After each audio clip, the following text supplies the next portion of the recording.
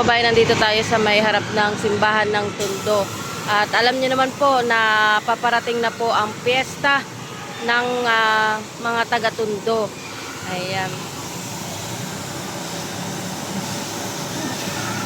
Bali, pina-flashing po itong gilid-gilid dito kasi sa pagdating ng event, kasama po natin ang ating Yorme. Ayan.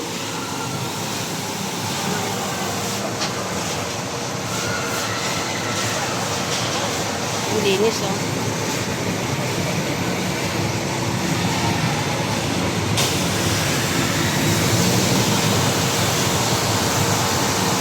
Ito po ay bilang paghahanda po sa kapistahan ng Tondo.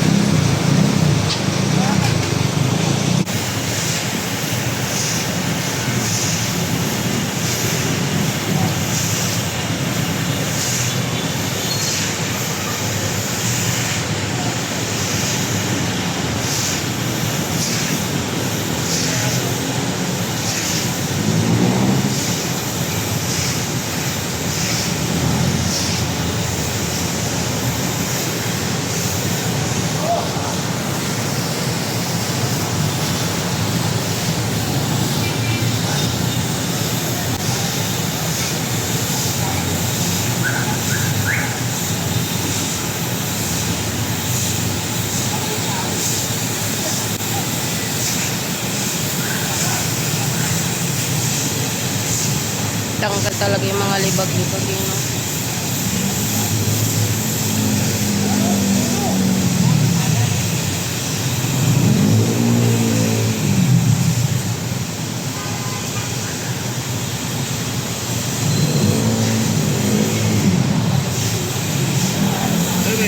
Sige lang.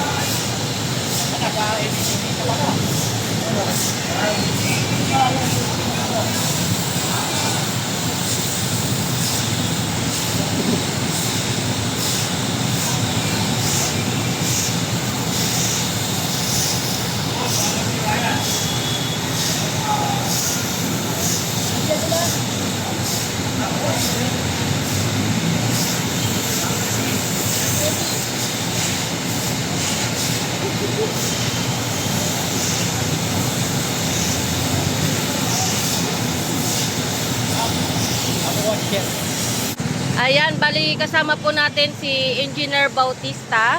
Ayan, sir. Ano po yung paghahanda na ginawa nyo ngayon dito sa kapistahan ng Tondo? Ito, nagpa-flashing, nag-cleaning dito sa harap ng Santo Niño Church para sa kapistahan ng Tondo sa linggo. Nahanda namin yung paglilinis. Lahat, nag-vlogging, nag-aspalto, kami naman nagpa-flashing dito. Ayan, thank you po, Engineer. Maraming salamat din. Ayan, bali, etong naglilinis pala dito ngayon ay ang hawak po nila is District 2. Bali, nandito rin po sila para makiisa or tumulong sa District 1. Kasi itong Piyesta ng Tondo is District 1 po ito. Kaya ang nandito po ay District 2 at District 1 Engineer.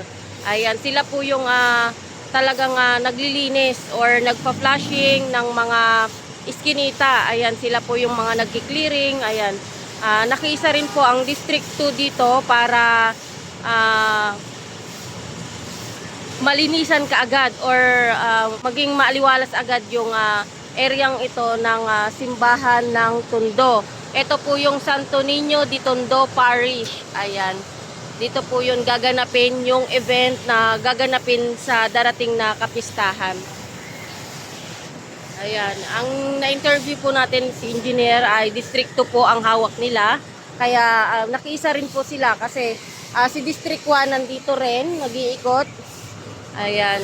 Siya naman po ay kiniklear niya po yung mga area, yung mga kagaya ng mga puno na sobra-sobra ay kinakat po nila to. Tapos yung mga kailangan tanggalin, tinatanggal na rin po nila.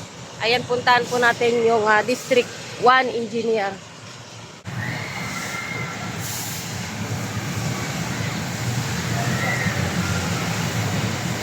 Ayan, nililinisan nila yung buong paligid ng simbahan ng Tondo para sa darating na kapistahan makikita talaga yung kalinisan at kaayusan dito sa Tondo.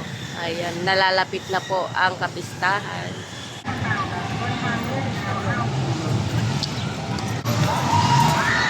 Ayan, ito po yung engineer sa District 1 naman. Ito, yung mga puno tinatanggalan nila yan ng mga dahon-dahon para hindi makasagabal sa piyesta. Talaga. Ayan, yung ibang mga kababayan natin na mga may pwesto po dito, may mga vendor, nag-i-start na rin po silang magbaklas ng mga paninda nila. Kasi nalalapit na rin yung piyesta. Kasi ito dapat lahat ng vendor dito sa area na to clear po kasi magpipiesta. Ayan, kagaya nito wala na.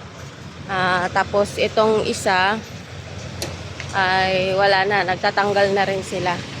Ayan, kasi pero babalik din naman sila after ng piyesta. Ayan, clear na rin dito.